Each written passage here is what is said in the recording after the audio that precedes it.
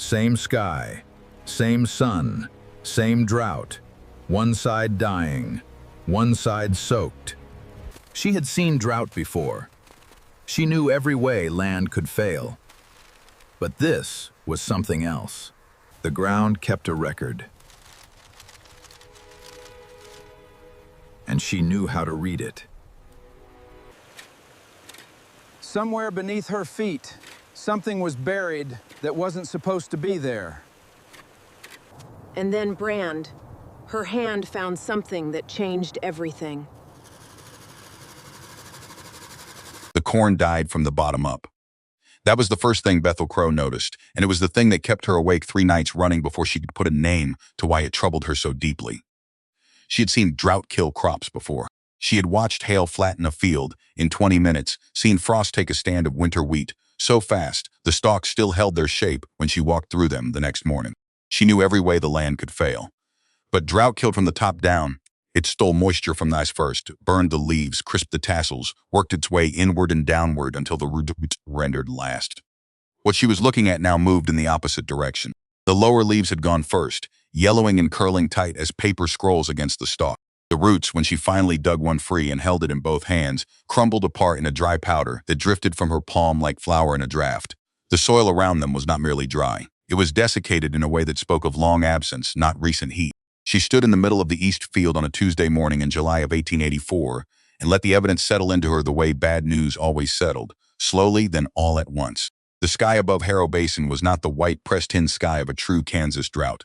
Clouds had moved through the week before. She had felt rain on her forearms standing at the kitchen door, a real rain, not a mist, enough to darken the packed earth of the yard and bring the smell of wet clay up from the ground.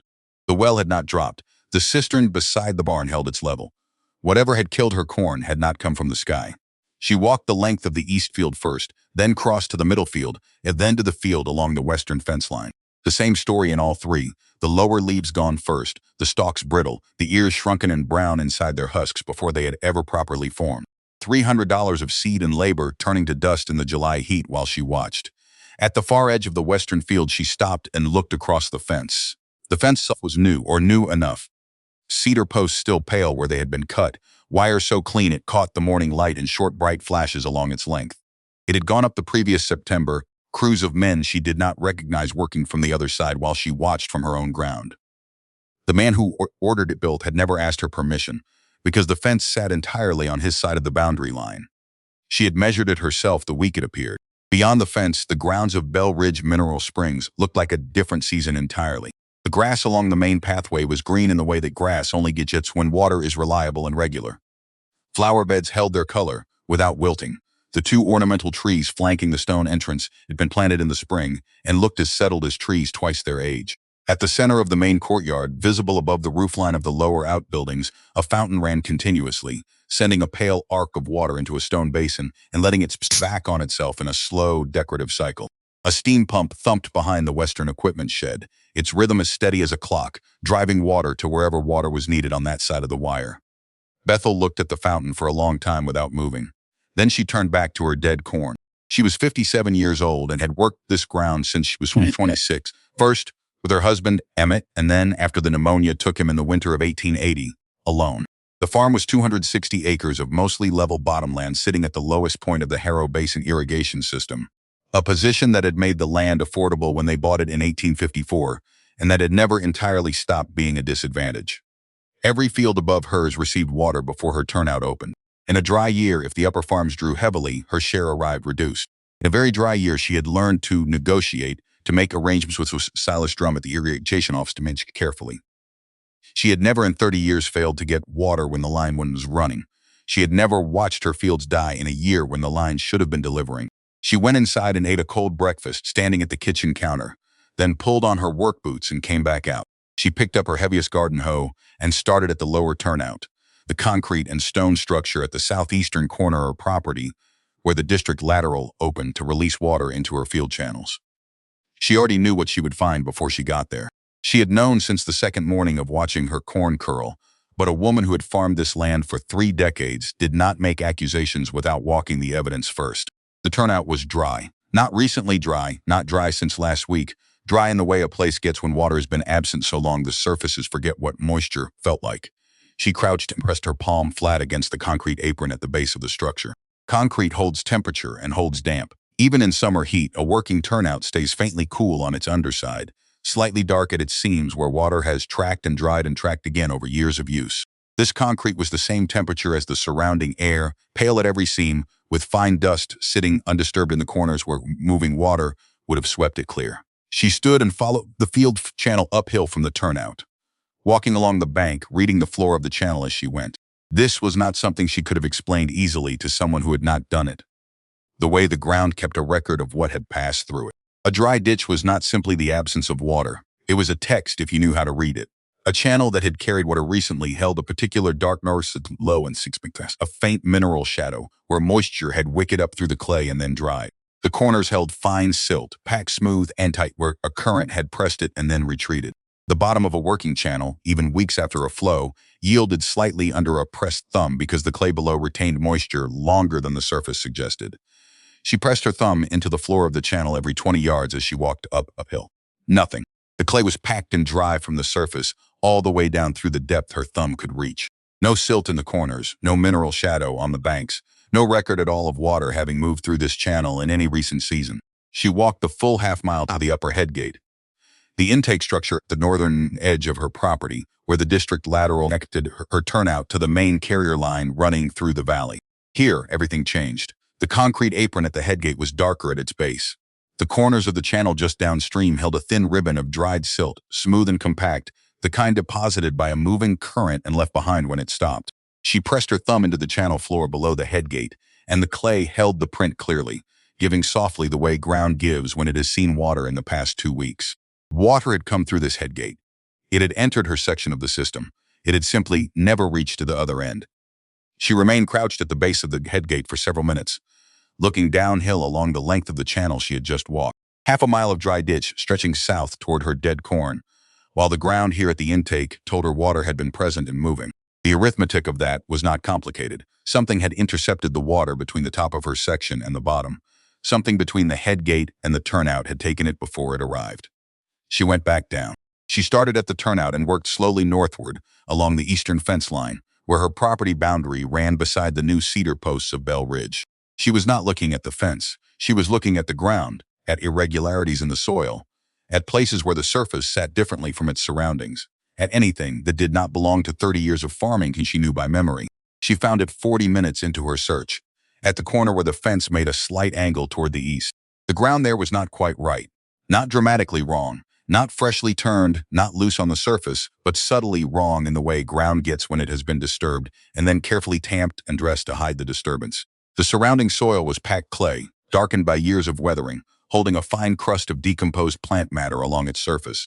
The ground at the corner held all of those same characteristics, but faintly, as if they had been applied rather than accumulated. She walked across it and felt a slight hollowness underfoot that the solid clay nearby did not produce. She took the hoe and worked carefully, removing the top several inches of soil in a narrow line along the fence. 4 inches down, she heard the tap of metal against the iron head of the hoe, a ringing note, not a thud.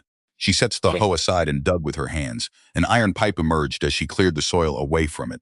Large diameter, the kind of heavy cast iron the district had used for its main carrier lines when those lines were first laid in 1859. The outside of the pipe was reddish-brown with old rust, the corrosion of decades, the color of something that had been underground since before the war. She cleared soil from the pipe opening and looked inside. The concrete was gray, smooth-edged, with none of the staining or weathering that the outer pipe bore. It had been poured recently. She could not have said with certainty whether recently meant 6 months or 2 months, but it had not been there for years. The mix was clean Portland cement, the kind available from hardware merchants in Cutler's Ford since the railroad had brought regular supply in 1881. The plug sat tight and even in the pipe mouth packed with care, filling the full interior diameter without voids. She sat back on her heels and looked at the pipe's orientation. It did not point toward her field channels. A farm lateral branching from a district carrier turned toward the fields it served. That was basic hydraulic logic, the whole grammar of how irrigation systems work. This pipe ran along her property boundary, parallel to the fence, continuing in a direction that tracked not toward her turnouts, but toward the Bell Ridge equipment yard on the other side of the cedar posts. She had said nothing since leaving the kitchen that morning. She brushed the dirt from her hands, stood up, looked at the pipe mouth, then at the fence, then at the steam pump building visible 200 yards beyond it. She was still standing there when she heard hoofbeats. Cormac Bell rode the fence line with the ease of a man on his own property, which the ground he rode was. He was 46, broad through the shoulders, wearing a suit coat that had no business being on a working property in July heat, though he showed no discomfort in it. He had the kind of face that photographers liked. Strong jaw, pale eyes, hair swept back from the forehead with careful attention, and the kind of voice that Kansas City put a finishing polish on without erasing the prairie underneath it. He reined up at the corner and looked at the disturbed soil, then at her, then at the pipe mouth, and his expression did not change through any of it. He told her he was so sorry about the season. He said it with the practiced sincerity of a man who had said it to several people already that summer. He mentioned that he understood the hardship of a failed crop, that he had sources in the county assessor's office who kept him apprised of conditions facing neighboring landowners, that he had always felt it was the duty of a successful enterprise to support the community around it. He told her his offer on the Crowe property remained open and that he was prepared to exceed the previous figure by an amount that would more than compensate for the losses of the current season. He said all of this pleasantly, without hurry, while the two men who had ridden up behind him sat quiet on their horses and looked at some point above her head. Bethel looked at the pipe. Where does that go? Bell did not look at the pipe. He had not looked at it since the first moment, and that first moment was when his expression had arranged itself something careful. Abandoned infrastructure. The district laid experimental lines all through this basin in the early years. Most of them went nowhere useful and were capped off. He gestured vaguely along the fence line. I wouldn't concern yourself with it. She had not said it was a pipe. She had pointed at a spot of ground and asked, where does that go? And he had described a capped pipe without her giving him anything to work from, except the direction of her finger and the small arc of iron visible at the edge of the excavation. He knew what was there. He had known before she uncovered it. Bell said something more about his offer, something about timber rights and the northern acreage, and she let the words pass without registering them. Then he touched the brim of his hat and turned his horse south along the fence, the two men following, and she watched them ride until the corner of the equipment shed took them from view. She picked up her hoe. She filled the hole back in, not because she intended to forget what she had found, but because she needed time to think before anyone else saw it. The irrigation district office was housed in a low-frame building behind the grain merchant's warehouse on the south end of Cutler's Ford's Main Street. Bethel had been inside it perhaps a dozen times over 30 years, mostly to register turnout times or pay the annual district assessment, once to file a complaint about a neighbor's upstream draw that had taken 3 weeks to resolve. The man now running it was Silas Drum. Silas had been working district water since 1859, when he helped dig the first section of the main carrier by hand with a crew of 11 other men, 2 mule teams, and a borrowed surveyor's transit. He was 64 now, and had the build and temperament of someone who had spent most of his working life outdoors doing physical things, and had never felt the need to change. His face was the color of good saddle leather, and had the same lines. He wore the same style of canvas work coat in July that he wore in February, the only difference being how many of its buttons he left undone. He was recording turnout times in a ledger when Bethel came through the door, and he finished the line he was writing before he looked up. His eyes went to the knees of her work skirt where dried clay had left a wide, dark stain. Then he looked at her face. She told him what she had found. She did not present it as accusation or conclusion. She described it the way she had experienced it.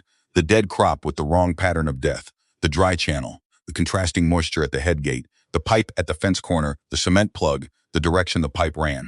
Silas set down his pen and pulled a flat wooden drawer out from under the map table.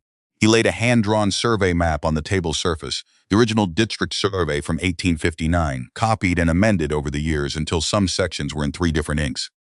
He found her parcel quickly. His finger traced from her upper head gate down the line of the lateral, past her turnout, and continued. Then his finger slowed. It crossed her property corner and kept going. He looked at her. That is not your lateral, he said. That is the main carrier. He explained it the way a man explains something he is known for. He never had rasditis allowed. The district had laid the main carrier before any of the individual farm laterals were designed, routing it through the lowest elevation of the basin to take advantage of the natural grade. Several properties in the lower basin had been built over or adjacent to it. Bethel's parcel sat directly above one of its secondary branches. Her farm lateral connected to the carrier, but the carrier itself served multiple downstream users, 4 other families whose turnouts opened below hers in the system's sequence. If the carrier was blocked at the point she had described, it was not a farm irrigation problem. It was a district infrastructure problem affecting potentially 5 properties. She let that settle for a moment. Then she asked what he could do. He pulled a complaint form from a drawer and set it on the table beside the map. He explained the process. The district would open the upper intake and run water through the system with a county inspector present to observe delivery at each turnout. If water reached her turnout, the line was functioning. If it did not, the district had grounds for investigation and repair. He told her he could schedule the inspection for Friday morning, 4 days from now. She filled out the form. Parcel number, turnout number, carrier line number from the map. Under description of complaint, she wrote, "No water delivered to lower turnout this season. Evidence of main carrier obstruction at property boundary." Silas opened a schedule book and wrote her name in the Friday column. "Wait at your turnout. We'll run the line from above." She stood to go, then stopped. "Silas, I need you to know, the water that came through the head gate recently, that left a mark at the top of my section, it never reached the bottom. Whatever blocked it is between the head gate and the turnout, between my north edge and my southeast corner. That's where we'll look," he said, "if it stays dry Friday." He said it the way a man says something reasonable that he has not yet had reason to doubt. She believed, walking to her wagon in the afternoon heat of Cutler's Ford's Main Street, that Friday's inspection would prove her right. And found the pipe. She had read the ground correctly. She had 30 years of evidence in her body about how this system worked. She walked out to where her horse stood died at the hitching rail outside the grain merchant. And she thought, with a certainty that felt like solid ground underfoot, that this would be over by the end of the week. She stopped at Edgar Fenn's house on the way home. Edgar had retired from the practice of law 6 years earlier, not by choice but by the insistence of his left hand, which had developed a tremor severe enough to make sustained writing impossible. He still read everything he could get his hands on, still kept his law books in order on the shelf behind the reading chair, still held opinions about Kansas property law that he delivered with the same precision he had used in 40 years of courthouse work. He had been Emmett since before the war, and after Emmett died, he had simply continued being useful to Bethel in the way that old friendships sometimes translate across grief without requiring discussion. She sat at his kitchen table while he made coffee on the iron stove. She told him everything she had told Silas, and a little more. She told him about Belle's response at the fence, about the offer, about the way Belle had described a pipe before she described one. Edgar set 2 cups on the table and lowered himself into his chair with the careful deliberateness of a man whose joints gave him daily instruction in humility. He listened without interrupting, which had always been his better quality as a lawyer and remained his better quality as an old man. When she finished, he looked at his coffee cup for a moment. "If Belle sends you anything in writing," he said, "bring it to me before you read it carefully and certainly before you sign it. I mean that practically, not as a suggestion. Legal language about property and water rights in this state has specific weight that does not always match its plain meaning." She told him she understood. "I'll be direct with you." He set the cup down. "What you are describing, if it is what it appears to be, is not a neighborly dispute about irrigation timing. It is the diversion of a district carrier line for private benefit. That is a different category of problem." He looked at her over the rim of his glasses. "It is also the kind of problem that people with significant financial interests will defend with significant resources." She asked if that meant she should not pursue it. "It means," he said, "that you should pursue it carefully and bring me anything in writing." She drove home in the long light of the July evening with the empty fields rolling past on both sides of the road. The basin looked green in the distance. Belle's side of it, the funded side, the irrigated side. Her own fields were a duller color that she did not let herself look at directly. The kitchen was warm when she got inside. She lit the oil lamp on the table and sat down without removing her coat. The bank notice had come the previous Tuesday, and she had read it once and left it on the table where she could see it plainly without having to pick it up. 90 days before default proceedings, then acceleration of the full note. The bank had not sent it with any malice. She understood that. The crop had failed, the note was the note, and the institution would do what institutions did when the numbers no longer added up. Nobody at that bank knew why the crop had failed. She sat with her hands flat on the table on either side of the bank notice and did the arithmetic she had been deferring for 2 weeks. It came out the same every way she ran it. Without a harvest and without the carrying value of the eastern and middle fields, the crop secured the note but did not generate income sufficient to service it. She had 4 months before the situation became irreversible by any ordinary means. She left the notice on the table and went to bed. Thursday night, she woke at 1 o'clock from a sleep that had not been restful and lay in the dark listening to the sounds of the house. The window at the east end of the bedroom faced the property boundary, and past it, the Bell Ridge grounds. She had left the curtain open because the nights had been still, and she needed the air.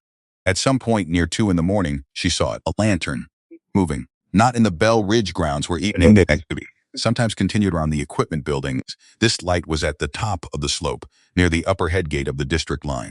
It moved slowly, with the hesitance of a light carried carefully in darkness by someone who did not want to move quickly. It stayed in the headgate area for perhaps 10 minutes. Then it went out. She lay in the dark for a long time after the light disappeared. She did not go outside. She understood that going outside in the dark to investigate a lantern on disputed ground the night before a county inspection would produce no evidence that a court would value, and several impression she did not want anyone forming about her state of mind. She stayed in bed, eyes open, turning over what she knew and what she could not yet prove. Water had ended the system at the headgate. It had not reached the turnout. The carrier pipe south corner had been recently plugged with fresh cement, and the pipe's direction tracked toward Bell Ridge rather than toward her fields. Bell had identified the pipe before she described it. The cement plug was new. The grounds of Bell Ridge were green in the middle of a season when every field in her basin was struggling. The lantern had been at the headgate the night before the county ran its test. She was still thinking about that when the birds started up before dawn and the sky went gray at the window's edge. She understood in the particular way that tired minds sometimes arrive at conclusions they have been building toward all night, that the inspection in a few hours might not go the way she expected. She was at her turnout by 6:30. The morning was already warm, the sky a clean pale blue that promised a hot afternoon. She stood beside the turnout structure and looked down the empty channel and waited. Silas arrived at the head gate with the county inspector, a man named Howell, who carried a leather document case and wore his good coat despite the heat. Bell's lawyer, Seth Loring, rode up from the Bell Ridge direction and stationed himself in the shade of a cottonwood tree at the field's edge. He had a watch he consulted twice in the first 10 minutes. At 7 o'clock, Silas opened the upper intake. Bethel watched the channel.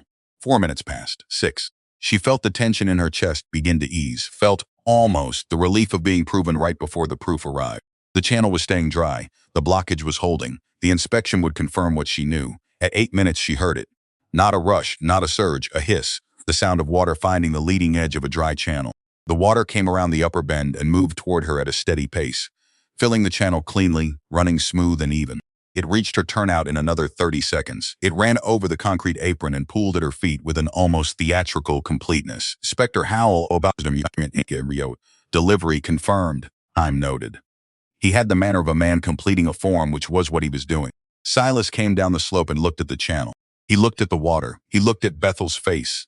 Then he looked at the water again. She was looking at it too. The water was wrong. She knew it immediately, the same way she had known for 3 days that the crop's death pattern was wrong. A district lateral after weeks of no flow filled in a particular way, slowly at first, fighting the dry earth for possession of the channel, giving up silt and air bubbles and small mats of decomposed plant matter from along the banks. Water moving through a clay channel that had been dry for an extended period did not run clean. It ran muddy at the front edge, dragged debris from the corners, pushed air pockets ahead of it that collapsed and reformed the flow. It arrived in stages unevenly, arguing with the ground for right-of-way. This water had arrived as if the channel were already wet, clean, flat-surfaced, moving at a consistent rate from the first moment it appeared around the bend. No silt, no debris, no air disturbance. It had not been traveling through a long dormant earth channel. It had come through something else, something smooth, something that did not interact with clay walls the way 30 yards of packed earth would. It's being pushed, she said. This water did not travel through the full carrier from the head gate. Look at it, there is nothing in it. A channel that's dry this long does not give you water like this. Silas crouched at the turnout and pressed 2 fingers into the soil at the channel bank, holding the wet earth, rubbing it slowly. It filled fast, he said quietly, not to Howell, not to Loring across the field. Yes, Bethel said. But Howell had written what he had written. The record said water had been delivered. On paper, the system worked. She stood at her turnout after they left. After Howell rode back toward town. After Loring walked to his horse with the ease of a man whose morning had gone according to plan. She watched the leader continue to run through her channel in that smooth, unbothered way that told her everything and proved nothing. Her boots were wet at the toes. The channel was full. The inspection was concluded. The dead corn stood behind her in the sun, its dry husk lifting and settling in the light afternoon wind moving through the basin from the northwest. She stayed at the turnout for a long time, thinking about the lantern she had seen at the head gate the night before, thinking about the steam pump behind Bell's equipment shed running steady through the night, thinking about the cement in the carrier pipe at the corner of her property, how smooth it had been, how recent, how carefully filled. The water kept coming, clean and wrong. She turned away from it and walked back toward the farmhouse. The bank notice was on the kitchen table. The deadline on that notice did not care about the particular quality of water in a turnout channel. It did not care about the sound of a lantern moving near a head gate at 2 in the morning. It did not care about the distinction between water pushed by a pump and water arriving by gravity through 30 years of faithful district infrastructure. She pulled the door open and went inside. On the table beside the bank notice sat a thick, cream-colored envelope with Belridge Mineral Springs embossed on the back flap. It had been placed there while she was at the turnout. She had left the kitchen door unlatched, as she always did on working days, and someone had been sent to leave it while she was absent. She looked at it without touching it.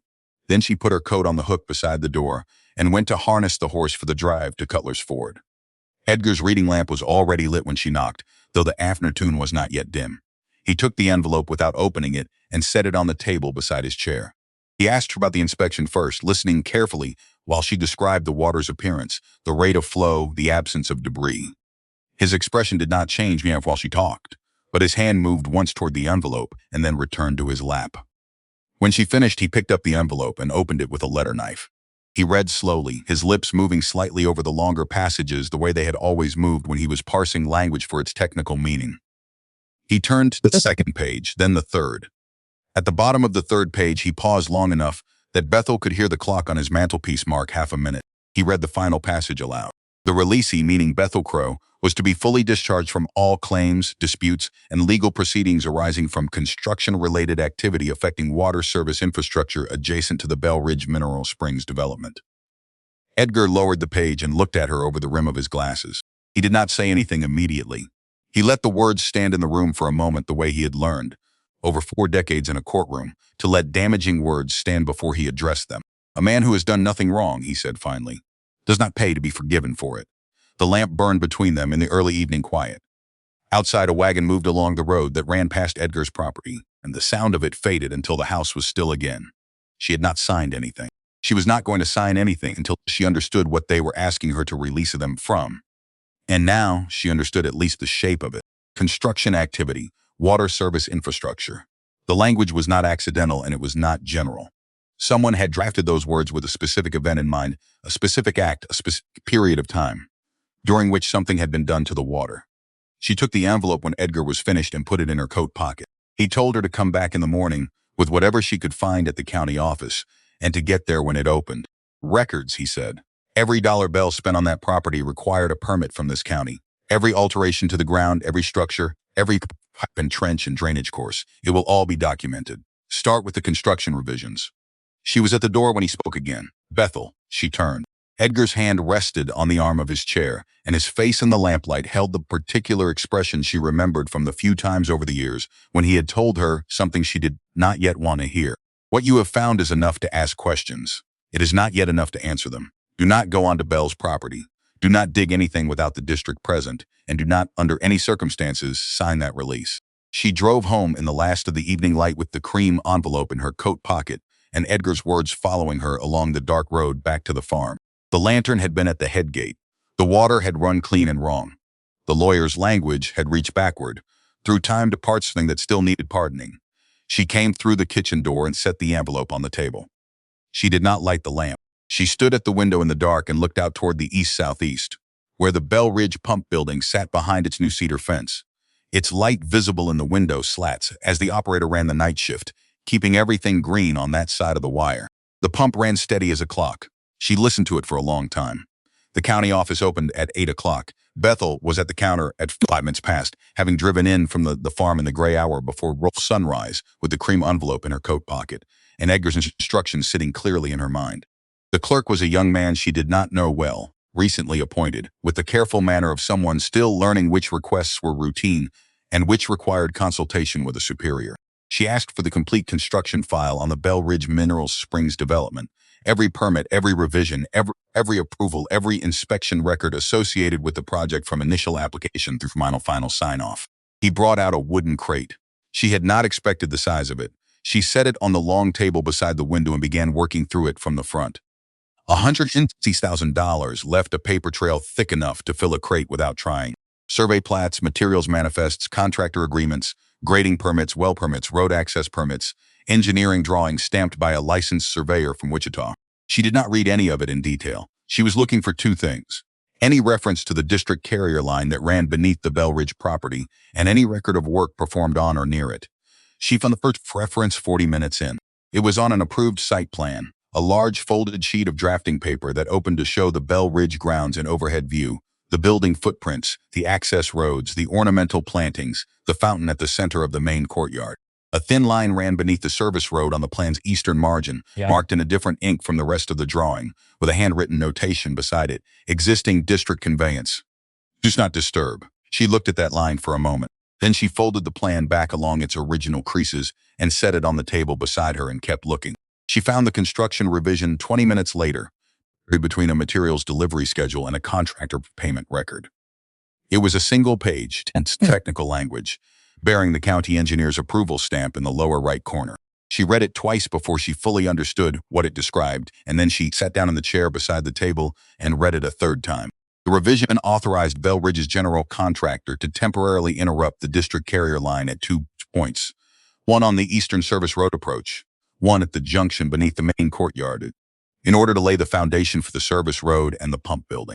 The interruption was necessary, the revision explained, because the existing carrier ran directly beneath the planned construction footprint and could not be routed around it without redesigning structures that had already been permitted and partially funded.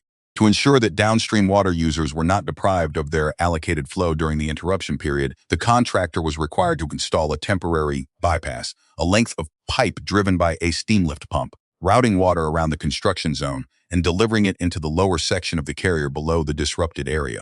The bypass would remain operational for the duration of the construction interruption. The conditions of the revision were printed in a separate section at the bottom of the page, set apart from the body text by a ruled line. Original carrier to be fully restored prior to commencement of resort operations. Temporary bypass to be removed upon restoration. Independent gravity flow test to be conducted with district representative present. District supervisor signature required to close this revision and confirm compliance. Below the conditions, the contractor's completion notation was written in the same hand as the rest of the document's field entries. Work complete, date given, signed by the site foreman. There was no second signature below it. The line marked district supervisor confirmation was blank. Silas Strum had never signed this document.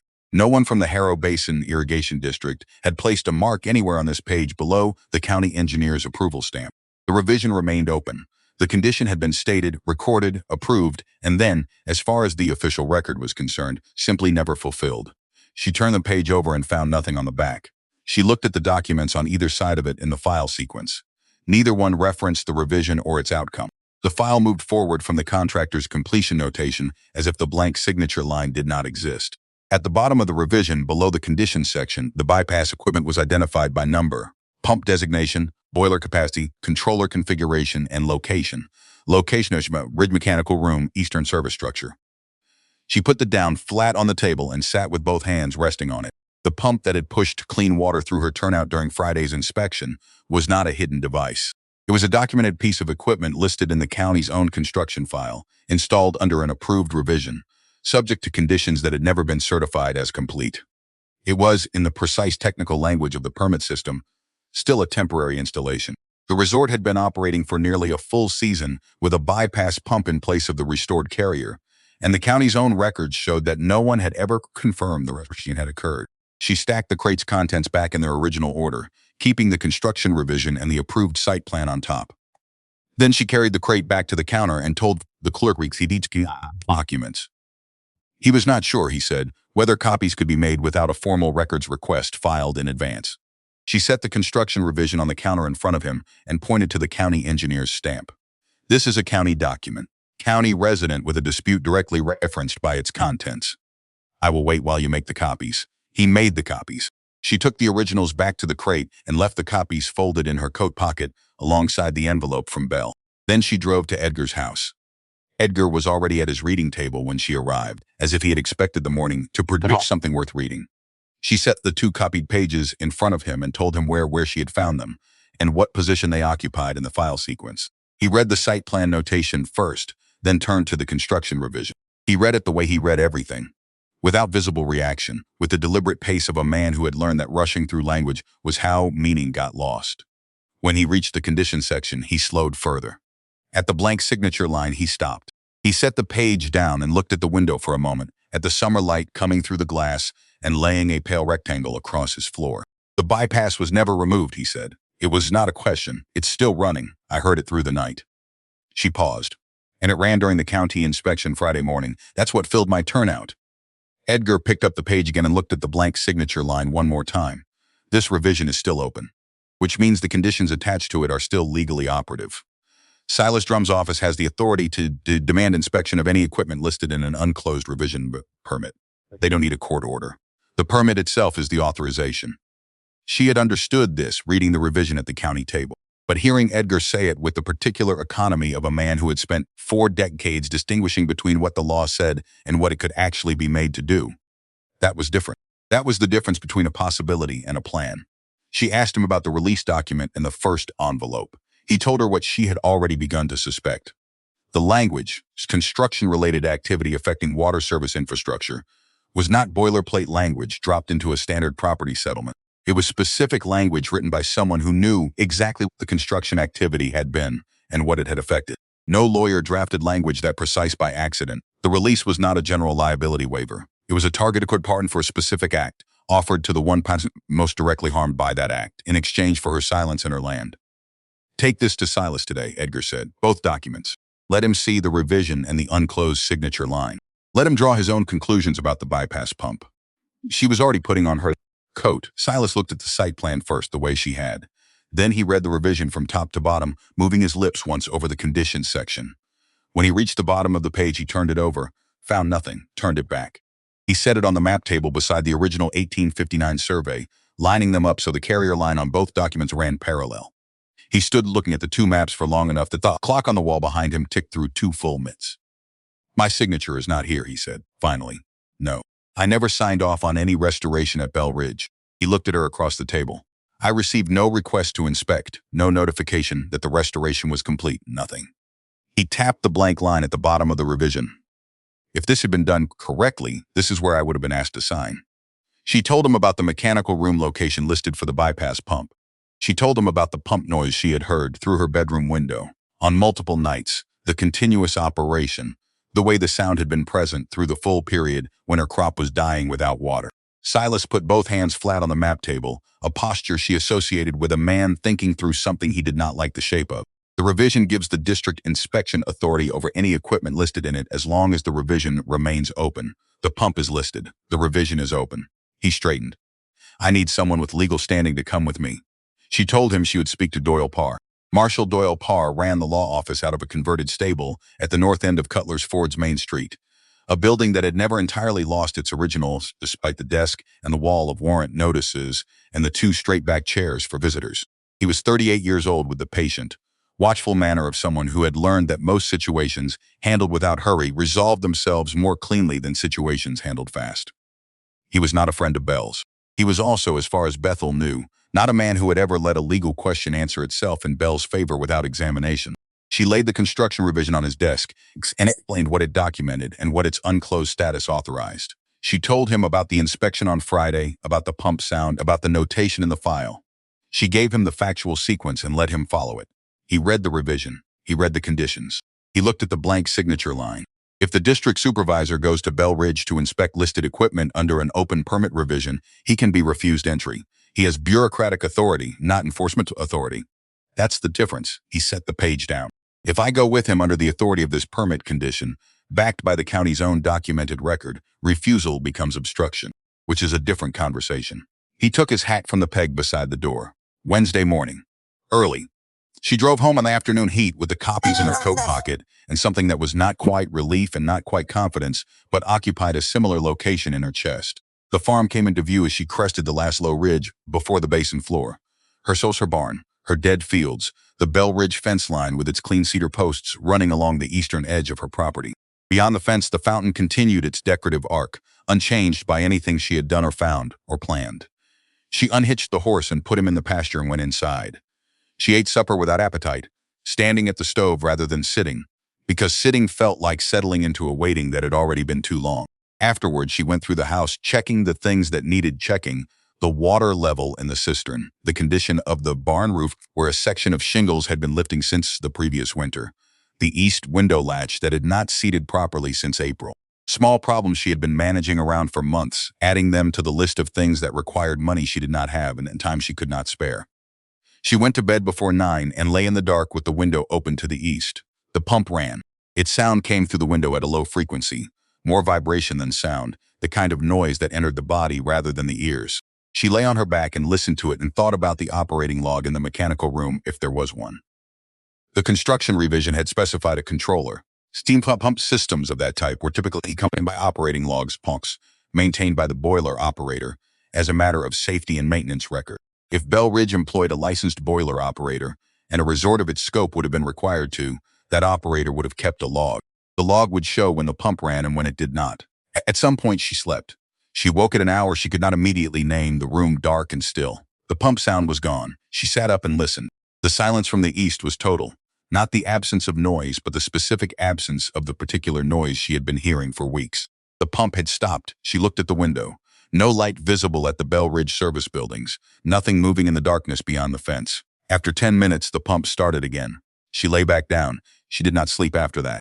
She lay still in the dark while the pump ran on the other side of the fence and thought about what Wednesday's entry into that mechanical room might or might not produce, and about what happened if it produced nothing useful, and about the envelope from sitting on her kitchen table under the oil lamp she had left burning low. In the morning, she drove to Edgar's to tell him about Wednesday. He listened, asked 2 questions about the specific language of the permit condition and what authority confers on Silas directly, then nodded and told her the approach was sound. He was warming his hands on his coffee cup when she stood to leave, and he did not tell her to be careful or to hope for the best. He said, whatever is in that mechanical room, the permit revision is already documentary proof of what should have happened and did not. That doesn't go away regardless of what the room contains. She held that thought for the drive home, and for the day that followed, and for Tuesday evening when the second envelope arrived. She came in from the barn at dusk and found it on the kitchen table. She had left the kitchen door unlatched, as she had on the day of the inspection. The envelope was cream-colored, the same stock as the first, with the Bell Ridge return. It was thicker. She stood at the table, looking at it without touching it for nearly a minute. Then she picked it up at Edgar's. He was at supper. She waited in the parlor while he finished, listening to the ordinary sounds of his household, the scrape of a chair, the clink of dishes, the low voice of his housekeeper asking about the pie. When he came through the door, his expression said he had already guessed what she was holding. He read it slowly, as always. The first page was an amended purchase offer for the Crowe farm. Price increased substantially. Terms generous by any standard she could apply. The second page described the payment schedule and the conditions of conveyance. The third page was the condition that mattered. Seller agrees upon execution of this agreement to vacate the property within 60 days and to remove all personal effects. Seller further agrees to make no testimony, statement, affidavit, deposition, or declaration in any administrative, civil, or legal proceeding concerning the ownership, operation, or infrastructure of Bell Ridge Mineral Springs or its associated water supply systems. Edgar set the third page down on the table between them. The lamp threw his shadow large against the wall behind him. He knows Wednesday is coming, he said. Yes, this is not a property offer. Edgar's voice held the careful flatness he used when anger was present but not useful. This is a contract for your silence. Dressed in the language of a property transaction. The acreage price is the cost of buying your absence from the legal process he knows is about to begin. She looked at the third page on the table. The language was clean and direct. No ambiguity about what she was being asked to surrender. Not just the land, not just the water claim, her right to speak about what had happened to her in any official capacity forever. He's frightened, she said. Edgar looked at her steadily. Frightened men with significant resources are the most dangerous kind. They stop asking and start removing. He tapped the page once. Leave this here. I'll keep both envelopes. And Bethel, do not go to that fence line again. Not alone, not this week. She drove home in the full dark of a moonless Tuesday night, the road visible only as a pale strip through the pasture fields on either side. The farm was dark when she pulled in. She put the horse up and went inside and lit the lamp and stood in the kitchen without removing her coat. The bank notice was still on the table. She looked at it and looked at the place where Bell's envelopes had been, and she thought about the arithmetic she had run 2 weeks ago and run again since, the numbers that came out the same every way she arranged them. The second offer would resolve every immediate financial problem she faced. It would clear the banknote, provide operating capital, leave her with enough to begin again somewhere else. All she had to do was leave this basin and not speak about what had happened to the water. She put the bank notice in the kitchen drawer and went to bed. Wednesday arrived with a thin overcast that softened the early light into something flat and even. Bethel was up before 5, dressed and eating by 6, at Silas's office at 1:15 the hour. He was already there with the original permit revision in hand, along with a formal district inspection notice he had drafted the previous afternoon and signed in his official capacity as district supervisor. Doyle Parr arrived on horseback at half-past with his marshal's badge on his coat, and a manner that suggested he had already thought through how the morning would go and was prepared for the version where it did not go smoothly. They rode to the Bell Ridge service entrance on the property's eastern side, the working entrance, away from the guest approach, where the road was packed gravel rather than dressed stone.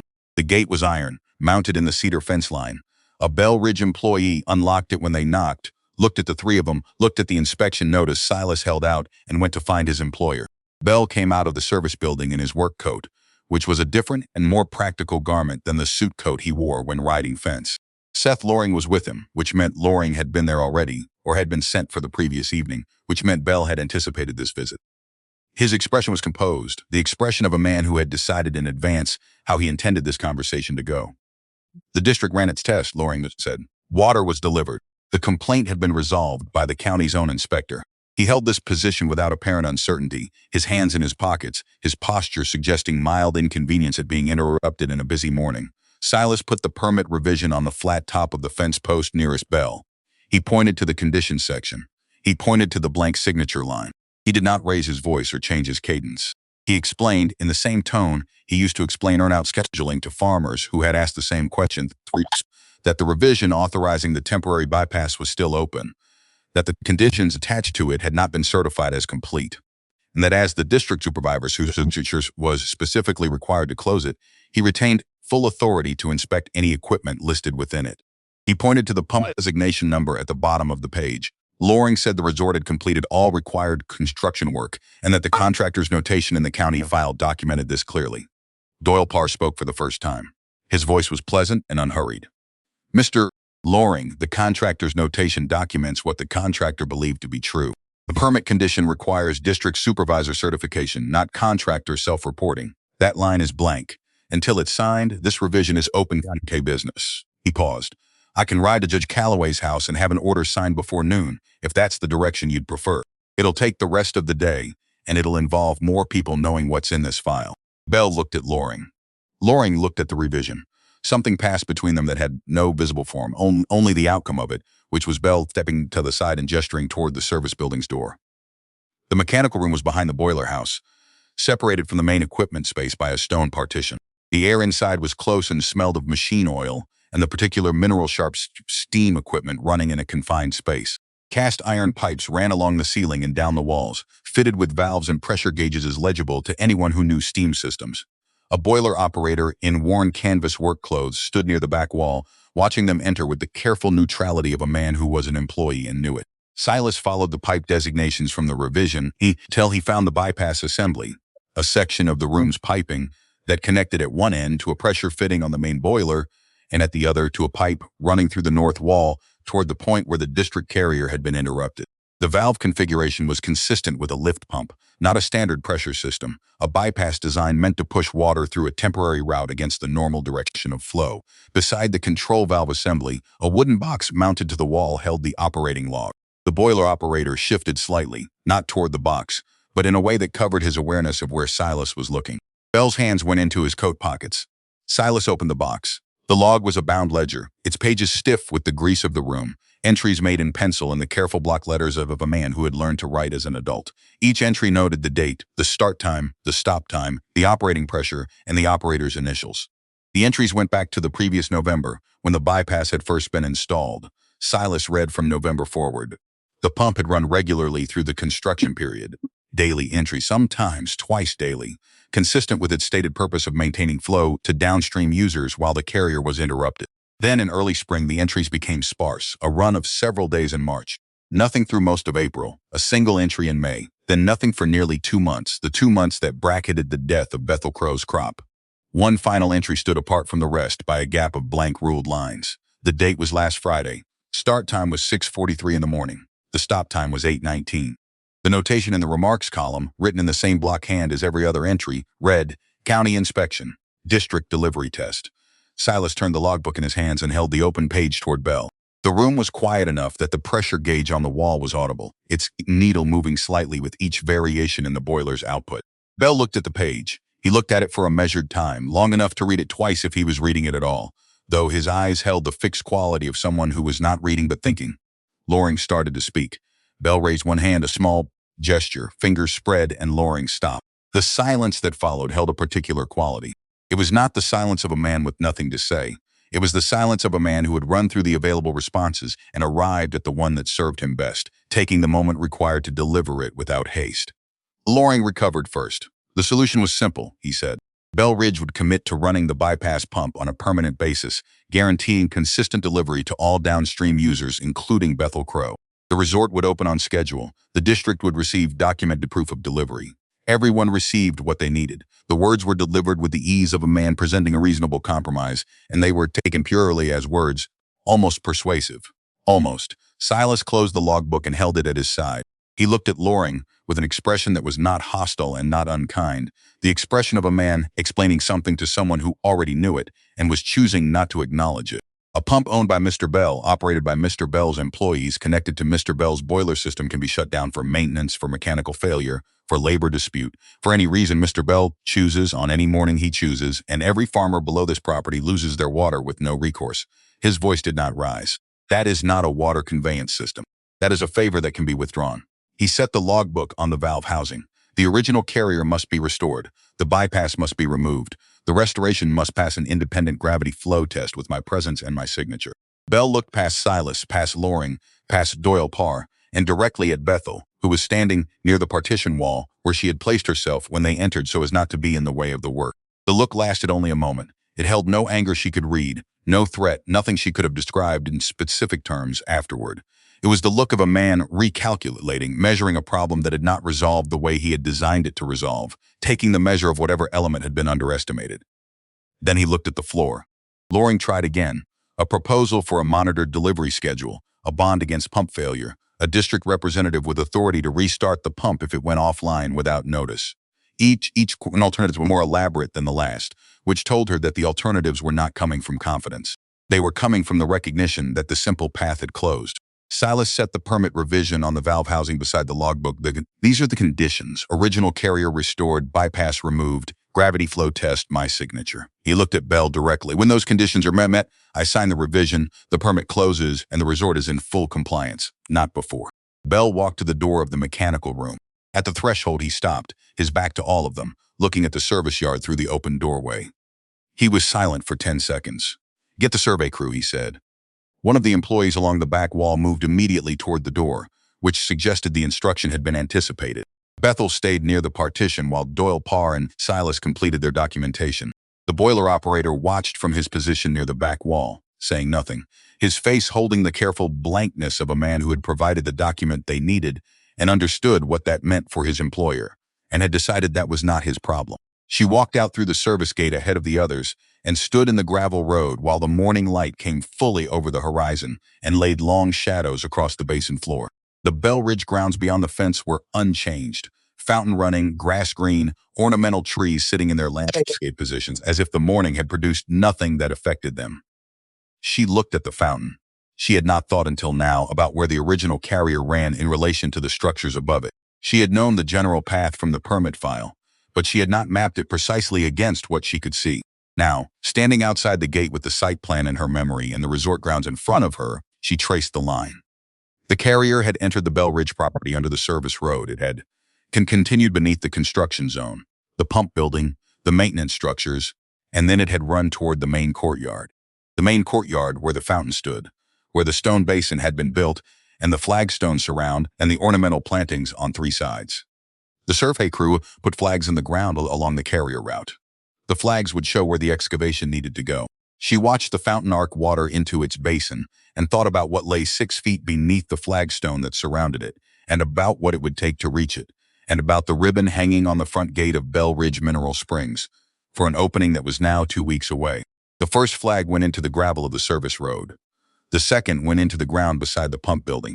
The third crossed the maintenance yard toward the lower service path, and she watched the survey crew walk their line, moving with their instruments and the measuring chain, placing each flag with the unhurried precision of men doing technical work, and not concerned with its implications. The line did not curve toward the ornamental beds along the resort's perimeter. It did not follow the service structure around the edge of the property.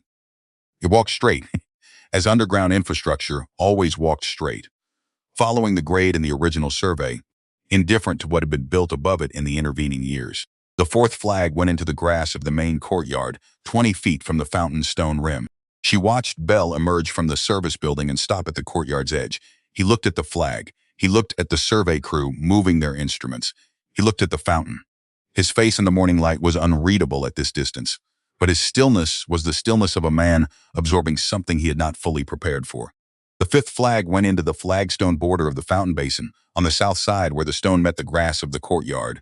The surveyor crouched, pressed the marking iron into the mortar joint between two stones and moved on. Bell had not moved. Loring appeared behind him, said something close to his ear. Bell did not respond visibly.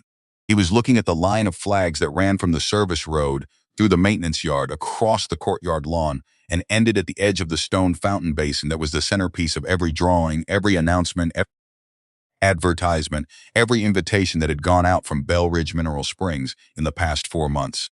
The opening ribbon went up the next morning regardless. It had been ordered and delivered 6 weeks before, a red grosgrain band stretched across the front gate posts, tied in a bow at the center. It went up because no one had told the groundskeeper not to put it up, or because Bell had decided to put it up anyway, or because the ribbon had been paid for, and its absence would have required an explanation to the guests already on their way. Bethel did not know which reason was true. She saw it on her way into Cutler's Ford that morning, the red bow bright against the pale cedar gate posts in the early light. She did not stop. She drove past and continued into town and went to Edgar's house, where she sat at his table while he read through the inspection record Silas had given her the evening before. He read it the way he read everything, without interrupting himself, without comment until he had reached the last page.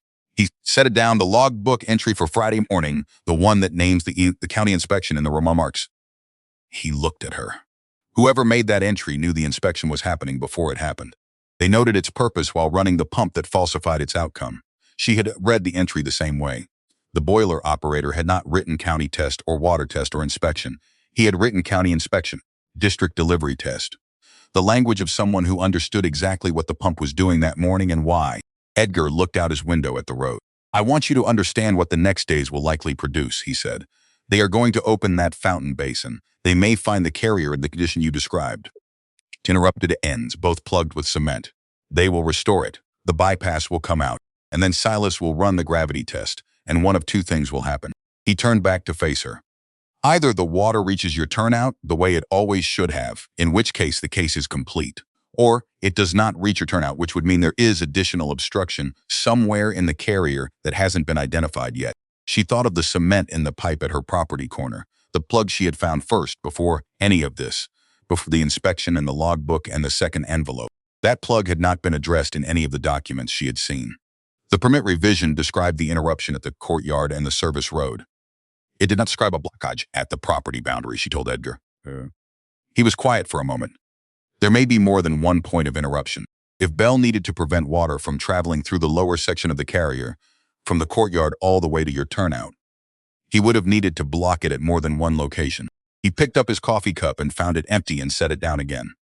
If that's what they find when they excavate, it won't look like an engineering decision. It will look like what it is. She drove home past the Bell Ridge gate, past the red ribbon bow on the gate posts, past the line of arriving carriages turning in from the main road. Guests who had received invitations and made arrangements and traveled distances based on the assumption that this morning would proceed as planned. The sound of a stone saw started before she reached her own gate. She heard it from the road, the particular high complaint of iron cutting through flagstone, carrying through the warm morning air from somewhere inside the Bell Ridge groves. She pulled up at her own gate and listened. The sound stopped, started again, stopped. Someone was cutting through the flagstone border of the fountain basin. She got down from the wagon and stood at her gate with her hand on the post. Inside the resort grounds, beyond the line of sight afforded by the fence and the ornamental plantings, the saw ran another long pass and then went quiet. Voices, the sound of stone being shifted, then tools against something harder than stone, the ring of metal striking old iron. She went inside. She did not need to watch. She had already seen it in the permit file, in the logbook, in the blank signature line, in the language of a legal release written to pardon something that had been done and had never been undone. She had found the pipe herself 2 weeks ago with her garden hoe in the hot July sun, and she had known then what it meant even before she could prove it. The afternoon was quiet from the Bell Ridge direction. No more saw, no more voices carrying across the fence. The fountain had gone silent for the first time since the previous autumn, and its absence was a different kind of sound. The sound of a machine stopped, of something withheld, of a system waiting for someone to put it back the way it had been before anyone had thought to change it. The excavation crew arrived at Bell Ridge before 7 the next morning. While the opening ribbon still hung across the front gate and the last of the invited carriages from the previous day sat in the guest lot with no certain hour of departure. Bethel heard the crew before she saw the results of their work.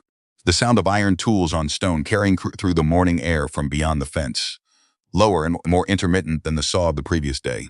The sound of men working carefully around thing they had been told not to damage further than necessary. She did not go to the fence to watch. She had work of her own that could not be deferred by spectacle, and she had already seen everything in those grounds that she needed to see. She spent the morning clearing dead stalks from the east field, working with the same garden hoe she had used to uncover the pipe 2 weeks before. The work was necessary regardless of what happened on the other side of the fence. The dead growth had to come out before the soil could be turned, and the soil had to be turned before any winter planting could be considered. She worked methodically, pulling each stalk at the base and laying it aside for burning, reading the root structure as she went. The roots were dry all the way through but otherwise intact. The soil beneath them, once she broke the crust, held a faint memory of structure, the clay not yet compacted beyond recovery. The field had not died permanently. It had been starved, which was a condition that could be reversed. She thought about that distinction while she worked. Silas Drum arrived at her gate mid-morning on horseback, carrying his district log and wearing an expression that was not satisfaction and not relief but something more considered than either. The crew had found the carrier, he told her. They had opened the fountain basin from the south side, where the survey flag had landed on the flagstone border, and gone down through the decorative fill and the compacted base layer to the pipe depth. What they found was consistent with the permit revision in one respect and inconsistent with it in another. The revision had described 2 interruption points, one at the service road approach, one at the courtyard junction. The courtyard excavation confirmed the courtyard interruption. Both ends of the original carrier were present, cut cleanly, each end plugged with cement. Beside the plugged carrier lay the bypass assembly she had heard running through her bedroom window for weeks, the pipes, the pipe, the fittings, the connection back to the pump in the mechanical room, all of it exactly as temporary revision had described a temporary installation. But there was a third interruption. Not in the permit revision, not in any document in the county file. At the point where to cross beneath the Bell Ridge fence line into Bethel's property boundary, the location where she had uncovered the pipe herself with her garden hoe in July, their carrier had been interrupted a third time. Both ends plugged with the same Portland cement, the same smooth gray fill, the same careful workmanship. An interruption that appeared nowhere in the official record because it had never been permitted, never disclosed, never authorized by anyone. The bypass had routed water around the courtyard interruption. It had not routed water past the fence line interruption. Whatever water pushed into the lower carrier was stopped again at the property boundary before it could travel another 40 yards to Bethel's turnout. The bypass had been designed or modified after its initial installation to deliver water only as far as the Bell Ridge ground and no further. She stood at her gate listening to Silas describe this with hoe still in her hand. 3 points, she said. The arithmetic of it settled into her the way the rest of the evidence had settled. Not with surprise, but with the particular weight of a thing, confirmed rather than discovered. The third one is what changes the character of everything else. Silas set his log on his saddle and wrote something in it. The 2 permitted interruptions were construction necessities. A third interruption, unpermitted, at the property line with the bypass designed to stop short of it. That is not a construction decision. That is a water diversion. Deliberate, sustained, and concealed. He looked at her. I'm going to need your statement today, written in front of a witness. Everything you observed from the beginning, the crop, the pipe at your corner, the inspection, the pump sound. Edgar Fenn can witness it if he's able. She told him she would be at Edgar's house by 2 o'clock. He rode back toward the Bell Ridge Service Road, and she returned to the field. She worked for another hour pulling dead stalks before she stopped and looked at the fence line and allowed herself briefly to understand what 3 interruption points meant. The bypass had been modified. The third plug had been added. Someone had made a decision at some point after the initial construction to extend the diversion beyond what was needed to build a road and a pump foundation to carry it all the way to the property boundary and stop it there. Water that should have traveled 40 more yards to her turnout had been redirected, not as a consequence of construction, but as a choice. The dead field around her was not the collateral damage of a building or project. It was the intended result. She went inside, washed her hands, changed her coat, and drove to Edgar's. He was in his chair with a blanket across his lap despite the summer warmth. His circulation had been troubling him for a week. Nothing of consequence, the body's ordinary complaints at his age. He listened to Silas's findings without the blanket shifting, without the expression on his face doing anything dramatic. When she finished, he was quiet for a moment. 3 interruptions, he said, with only 2 disclosed to the county. Yes, and the bypass positioned to service the Bell Ridge grounds without reaching your turnout. That's what Silas found. He looked at the window. Outside, the summer afternoon was making its full argument. The light generous, the cottonwood along his fence line, heavy with leaves, everything in his yard thriving in a way that her fields, 40 feet lower in elevation and 1.5 miles southeast, had been prevented from matching. When a man builds a wall across a public road, we call it obstruction. When he builds a wall across a public waterway, we call it diversion. The legal distinction the two is smaller than people suppose. He reached to the side table and picked up the pen he kept there, testing the nib with his thumb. What Bell built is not primarily a wall. It is a redirect. The water entered the system. It traveled through the system. It was guided by deliberate engineering onto his property and stopped from going for further. That is the water of the Harrow Basin District being used as a private resource. He looked at her. Get my statement paper from the desk drawer. She wrote her statement at his table while he read it over her shoulder, stopping her twice to expand her description of specific observations. The channel moisture at the head gate versus the channel dryness at the turnout, the quality of the water during the Friday inspection, the sound of the pump on specific dates she could verify. He wanted dates. He wanted measurements where she had them. He wanted the sequence of events in the order they had occurred, not the order in which she had understood them. It took most of an hour. When she finished, he signed his name as witness below hers, the signature steady despite the tremor in his left hand, which she understood was a matter of will rather than steadiness. One more thing, he said, capping the pen. The release document Bell sent you, the language about construction-related activity and water service infrastructure. That document will now need to be disclosed to the county, to the district, and very possibly to a court. It is no longer merely a negotiating tactic.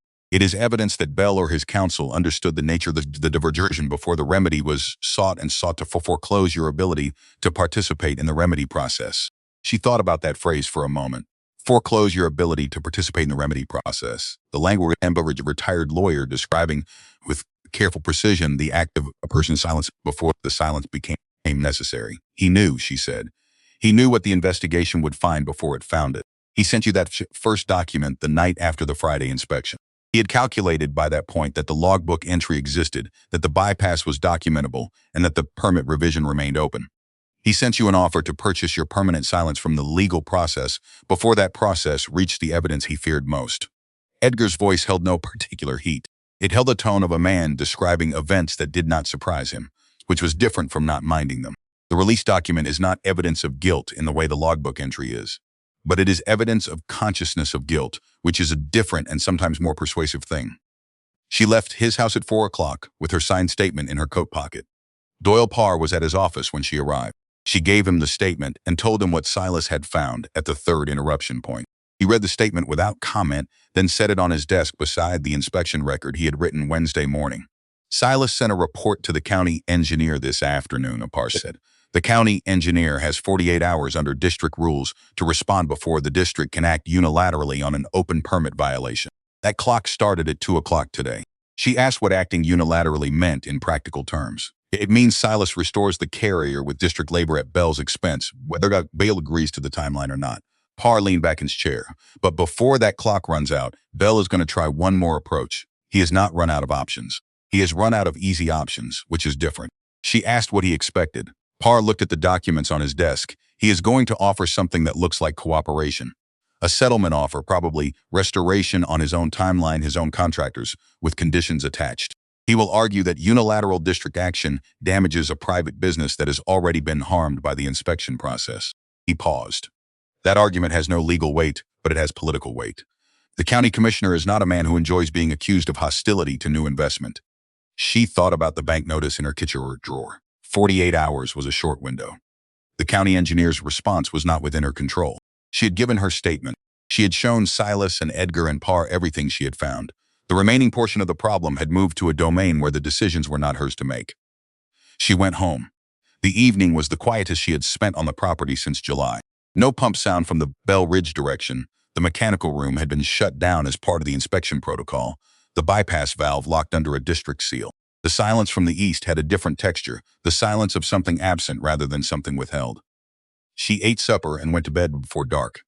She was at the gate at 6 in the morning when Silas arrived with 3 district workers and a wagon of tools. He had received a response from the county engineer at 7 the previous evening, a notice of compliance requirement issued to Belridge Mineral Springs, requiring restoration of the original carrier to district specifications within 72 hours, or face district assumption of the work at the property owner's expense.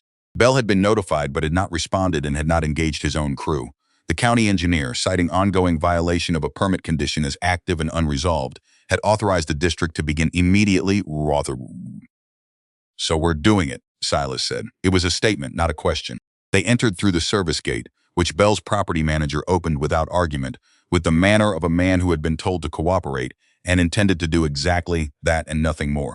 Bell himself was not visible. Loring's horse was not at the hitching post beside the service building where it had been Wednesday morning.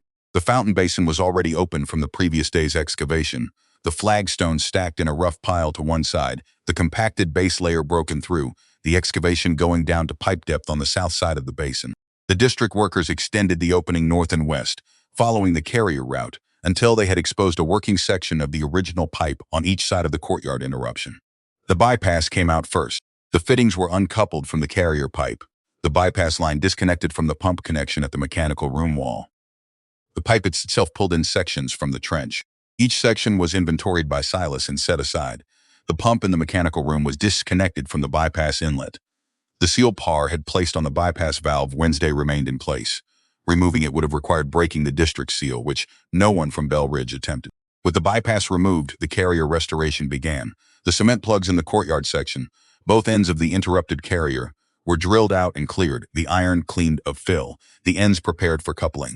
District workers fitted the connection sections and sealed them with proper joining compound, working with the deliberateness of men who understood that this particular piece of work was going to be examined and documented. Silas recorded each step in his district log.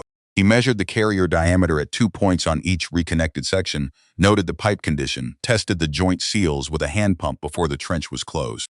He worked without haste, without comment, to the Bell Ridge property manager, who stood at the edge of the excavation watching from the courtyard side. By mid-afternoon, the courtyard section was complete.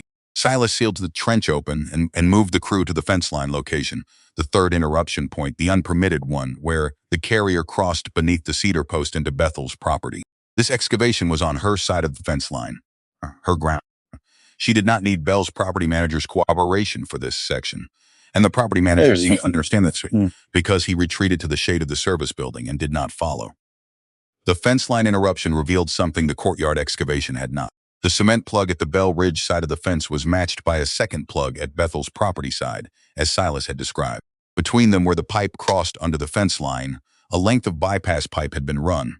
Not the main bypass running back to the mechanical room, but a shorter section diverting the carrier's flow upward and back toward the Bell Ridge service yard through a connection that had now been removed. The arrangement was not sophisticated. It did not need to be. The pipe simply redirected the water before it could continue downhill toward her turnout.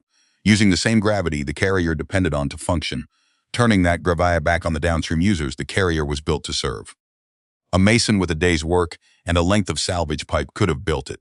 The skill was not in the engineering. It was in the knowledge that no one would look for it here. Silas crouched at the excavation for a long time, looking at the pipe arrangement from 2 angles, making measurements with a folding rule, writing in his log. He examined the cement plugs, the texture of the fill, the color, comparing it with the plugs from the courtyard. He looked at the joint between the bypass section and the original carrier on the Bell Ridge side of the fence. This work was done after the main bypass was installed, he said, not to Bethel specifically, though she was the only person standing near enough to hear. The cement here is a different mix, slightly different color.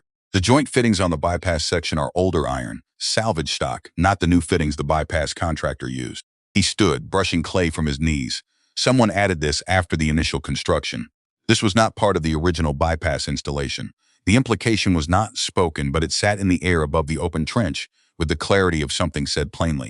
The initial construction, the permitted interruption, the bypass, the work the county had authorized, and the contractor had documented, had been genuine in its temporary character. Something or someone had subsequently modified the system to ensure its temporary character never resolved the way it was supposed to. The bypass modification at the fence line was not a construction expedient. It was a permanent solution disguised as a temporary one, added when the original timeline for restoration had been extended, or abandoned, or quietly set aside. The district workers cleared the unauthorized bypass section and removed it, treated the carrier ends as they had the courtyard section, and made the restoration at the fence line with the same care and documentation. The pipe beneath Bethel's property from the fence line to her turnout was intact. Original 1859 iron, undamaged, unaltered. Its interior surface sound when Silas passed his inspection mirror through it from the turnout end. Whatever the bypass had redirected, it had not damaged the pipe below. By late afternoon, the restoration was complete at both locations. The carrier from the upper head gate to Bethel's lower turnout was connected, unobstructed, and documented. Silas sealed the trench at the fence line for observation and walked to the upper head gate to prepare for the gravity flow test. Bethel went to her turnout. The light was going gold and long across the basin floor, the kind of an afternoon light that made everything look momentarily better than it was. The dead corn in her fields caught it and turned copper, which was almost beautiful in the way that ruins were sometimes beautiful, the shape of the thing still present, only the living part of it gone. She stood beside the turnout structure with her hands at her sides. No inspector, no document case, no attorney watching from the shade. Silas's voice would carry down from the head gate when he was ready. Until then, there was only the sound of the basin settling into early evening, a meadowlark from the pasture to the north, the distant sound of a wagon on the Cutler's road, the light wind moving through the dead corn with a dry rustling that was particular to corn and not like any other sound a field made. The call came from uphill, a single long note on the tin whistle Silas carried for exactly this purpose, the signal he used when running carrier tests, understood by every farmer in the basin. He had opened the head gate. She watched the turnout.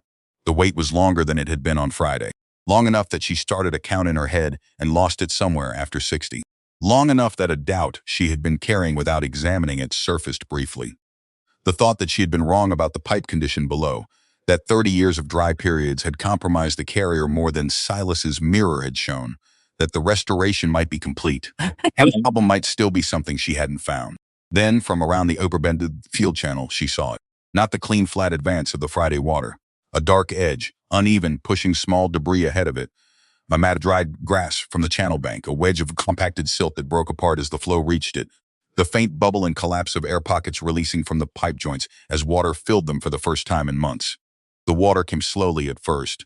It stopped at a shallow depression 20 yards up the channel, pooled briefly, then broke through and came forward with the particular momentum of water that has been given back something that was taken from it.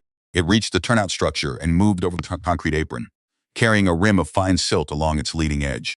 It was muddy. It was uneven. It arrived in stages rather than all at once, and it smelled like clay and iron and the mineral interior of old pipes, which was the smell of the Harrow Basin carrier in every season she had drawn from it. She put her hand in it. The cold of it moved through her palm and up her wrist, and she stayed crouched at the turnout with her hand in the water, while it continued to rise around her fingers, the silt settling to the channel floor, the flow gradually clearing from brown to amber to something she could see through.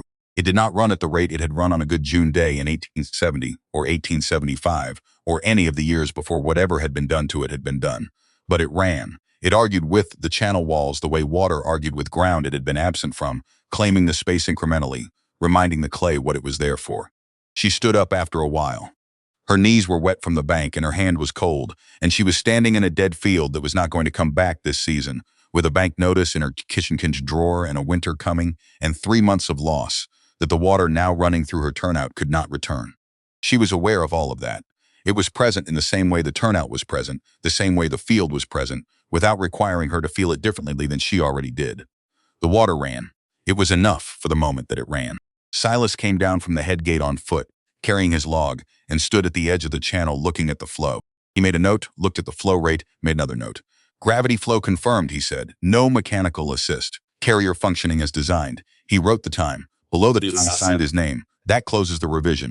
The revision Bell Ridge's contractor had marked complete in a county file more than a year ago, with a blank line waiting for Silas' signature, was closed. The permit history of Bell Ridge Mineral Springs was now technically in order. The cost of bringing it into order was something the county engineer would begin calculating the following week. District labor, materials, equipment, the restoration work at 2 locations on the Bell Ridge property. Bethel's documented crop losses would be submitted through a separate claim process that Edgar was already preparing.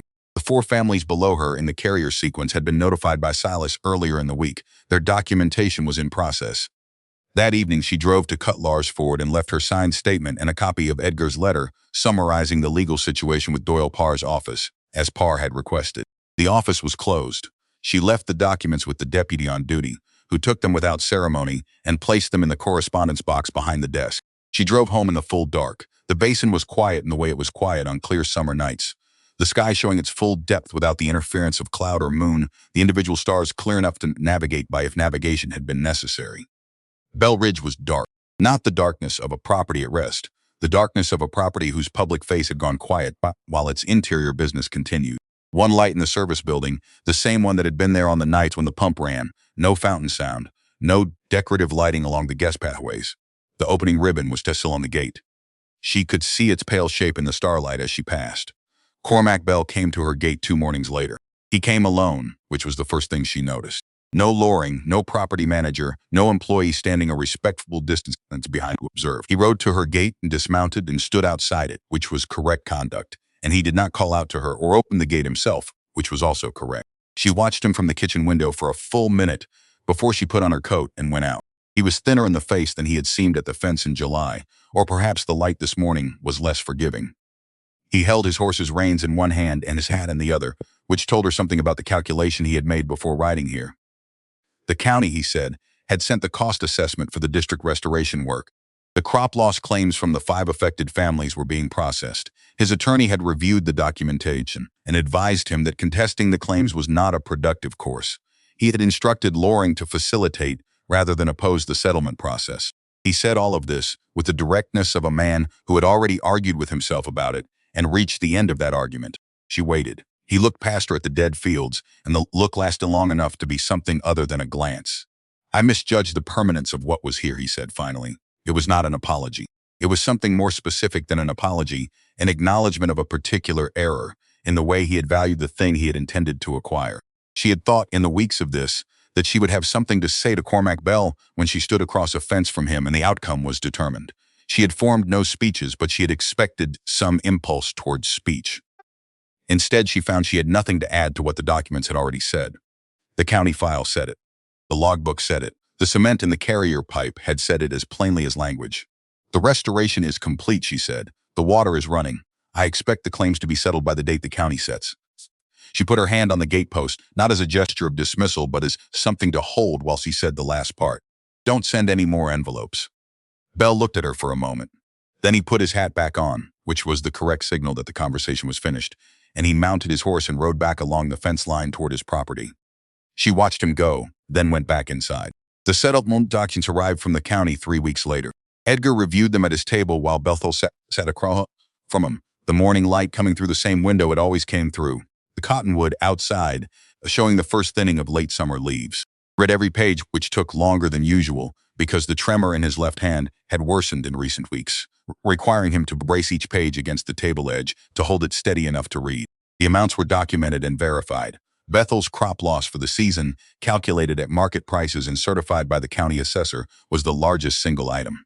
The 4 downstream families received smaller amounts proportional to their documented losses. The district restoration costs were itemized separately, billed directly to Bell Ridge, already paid against an account Loring had established for the purpose.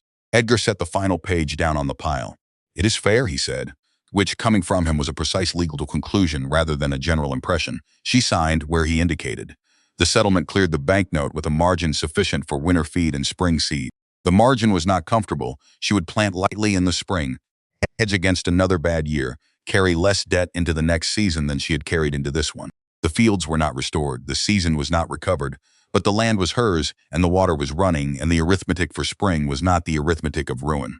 She paid the bank on a Thursday morning in September, in person, at the counter, with a banker's draft Edgar had helped her prepare. The clerk stamped the note paid and returned her copy without ceremony. She folded it and put it in her coat pocket and walked out into the September air. Cutler's Ford's Main Street had the ordinary business of a Thursday morning, the grain merchant's wagon unloading at the side door, 2 women talking outside the dry goods store, a boy sweeping the step of the hardware merchant. The basin lay south of town, visible from the higher ground of the main street in a way it was not visible from inside it. She could see the roof of her barn from here, the pale stripe of the Cutler's Ford Road running south between the fields, and further east behind the tree line, the rooftop of Bell Ridge Mineral Springs. The fountain was running again. She had heard it from her property 2 days before. Not the same fountain, A smaller replacement, the original stone basin gone, its materials used elsewhere, the new structure centered in the courtyard but scaled back from the original ambition. The resort had opened to guests the previous week, quietly, without ceremony or ribbon. The investors who had turned their carriages on the morning of the excavation had not, as far as she knew, returned. Others had come. The resort was operating, which was not the outcome she had sought, and was not the outcome that troubled her. What she had sought was the water. The water was running. She walked back to where her wagon was hitched and drove south out of Cutler's Ford, past the grain merchants, past the last house on the road's edge, into the open basin. The September light was long, and the fields on both sides of the road held the amber and gold of a season completing itself. Her own fields, when she passed her gate, were bare. The dead corn cleared, the soil turned in preparation for winter wheat, the earth dark and open in the way plowed earth was open in autumn. At the lower turnout, water moved through the channel. She could see it from the road, the faint glint of moving water in the afternoon light. She did not stop. She had seen it already this morning and the morning before. She drove onto the barn, unhitched the horse, put him up with his feed, and went inside. The kitchen had the smell of a house in use, wood ash from the morning fire, the bread she had baked before driving to town, the particular domestic residue of a household that continued without interruption, regardless of what was happening in the fields, or at the county offices, or across the fence. She put her coat on the hook and set the stamped banknote on the shelf above the fireplace, for she would see it without having to look for it. She sat down at the table and wrote to her daughter in Dodge City. She did not describe the season in detail. Her daughter knew the broad shape of it from 2 earlier letters, and the specifics of irrigation law and permit revisions were not the things she wanted to leave on paper. She wrote about the fields instead, about what she intended to plant in the spring, about the condition of the barn roof, about the first cold morning 2 weeks before when the basin had been wrapped in ground fog so thick that she could not see the fence line from the kitchen window. She wrote, "The land is still here. The water came back. I will plant wheat in the spring and we will see what the ground remembers." She sealed the envelope and set it by the door. Outside, the late September afternoon was moving toward evening at the pace these evenings moved. Slowly, the light staying generous past the hour it seemed to have earned, the basin settling into the long quiet of the end of a season. From the east through the kitchen window, she could see the upper half of the Bell Ridge roofline above the cedar fence posts. The small new fountain in the courtyard was not audible from here. What she could hear faintly was the creek running to the north of her property, which carried the overflow from the carrier line when the basin's allocation was running full, a sound she had not heard since early spring. The creek was running. The carrier was full. She lit the lamp when the light finally went and sat for a while in the kitchen with no particular task in front of her, which was a thing she had not allowed herself in some time. The lamp made a small sound. The creek made a smaller one. The wind moved through the bare cornfield outside with the dry sound of dead stalks, which would be gone by the time the first frost came, turned under, returned to the ground. Old farmers did not only know their land. They knew what ran beneath it, and they knew that water, if it was let alone, found its way to the lowest place. All you had to do, all it ever required, was remove whatever someone had put in its path.